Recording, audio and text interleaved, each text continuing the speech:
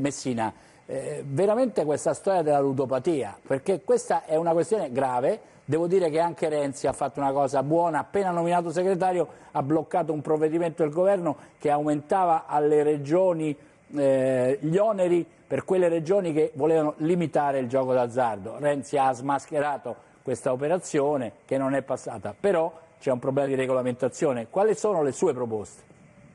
Ecco, parliamo veramente di cose serie che interessano sì, i cittadini. Certo, società. Noi abbiamo, e la ringrazio per questo, direttore, perché la sua sensibilità non è comune a tanti altri che invece continuano a parlare di beghe e bagarre e alla fine i cittadini sono sempre più confusi, perché in giro per il paese trovi proprio questo, una gran confusione, un grande malessere e oggi anche una disperazione.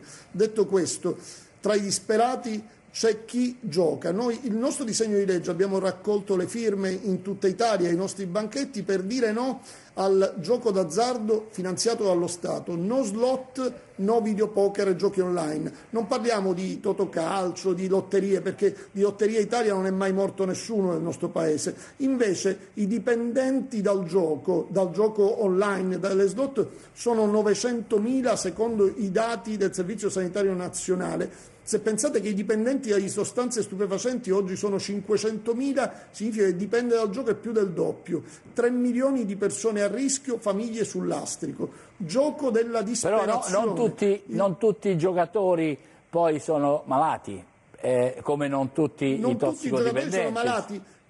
Però il tema è questo, direttore. Vede, gli stupefacenti sono vietati dalla legge, lo Stato da una parte cura o cerca di curare, dall'altra parte contrasta il traffico di stupefacenti.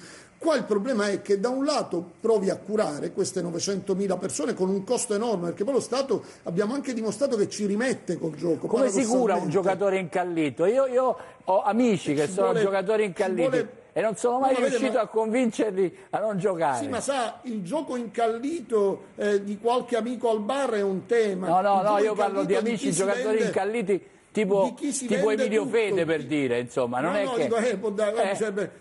è difficile da curare, però devo dire questo, materialmente curare queste persone significa fare in modo che non rovinino le loro famiglie. Il giorno in Italia in cui si gioca di più è il giorno in cui i pensionati ritirano la pensione, a dimostrazione che è un gioco della disperazione, non del divertimento. Gioco della disperazione. Allora noi quello che diciamo con molta chiarezza è stop a questo gioco e stop agli spot dello Stato che incrementano. Dice la sua proposta di legge, segretario? La nostra proposta di legge dice che è vietato in Italia l'uso di slot machine, di giochi online, di videopoker, perché questo non danneggia la salute dei cittadini. Noi riteniamo che sia più anche i videopoker importante... senza denaro?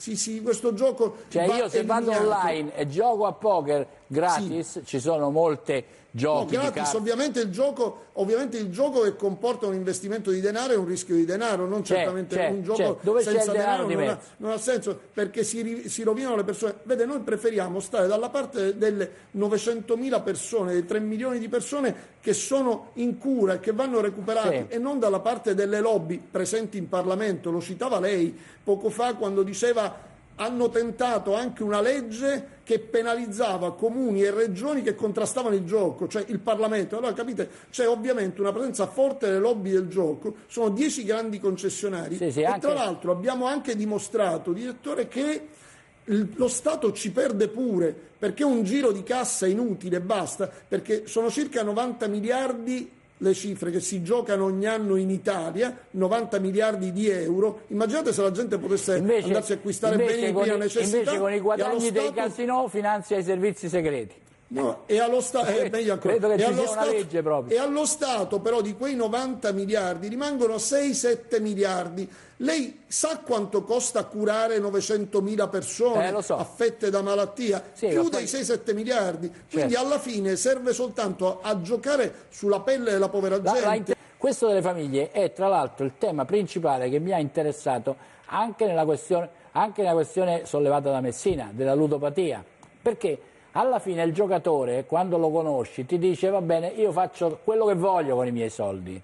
Ma quando è malato di ludopatia, Messina, il problema è che rovina le famiglie, rovina delle persone che non giocano, così come molti tossicodipendenti rovinano delle persone che assolutamente non fanno uso di droghe, ma vengono coinvolte in questo abisso senza fine, è così o no? Ma guardi, no, certamente sì, li ho incontrati personalmente, molti che si sono avvicinati a noi che avevano venduto gli esercizi commerciali, i propri beni, avevano perso il lavoro e abbandonato la famiglia e i figli perché avevano giocato tutto, e che qualcuno si riesce a recuperare, altri si rifiutano anche di poter essere recuperati. Quindi è un dramma sociale importante che non può essere ignorato assolutamente. Diceva bene prima lei, qua manca la cultura dell'uomo, del bene comune, manca nel nostro paese, perché passa una cultura completamente diversa, di quello di chi il più forte vince. Noi abbandoniamo i più deboli a vantaggio di chi è più forte. Credo che è una società vera, una società evoluta, è una società dove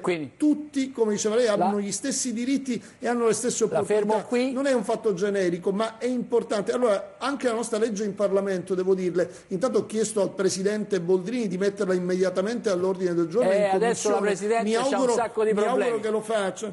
Ma la Presidente deve stare tranquilla. Sì, è sempre successo. La fermo, su questi argomenti torneremo, Messina. Torneremo su questi argomenti. Va bene, aspetto.